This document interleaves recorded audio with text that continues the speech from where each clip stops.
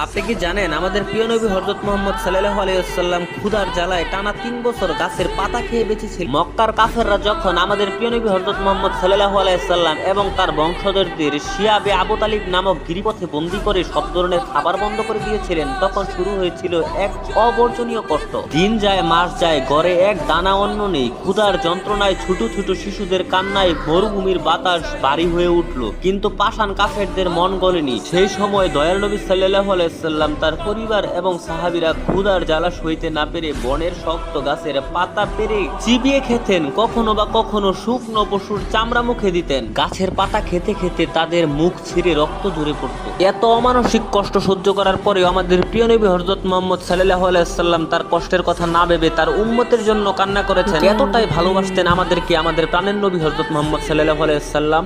আপনারাও যদি আমাদের প্রাণের নবী হযরত মুহাম্মদ সাল্লাল্লাহু আলাইহি ওয়াসাল্লামকে ভালোবেসে থাকেন, তাহলে এই ভিডিওতে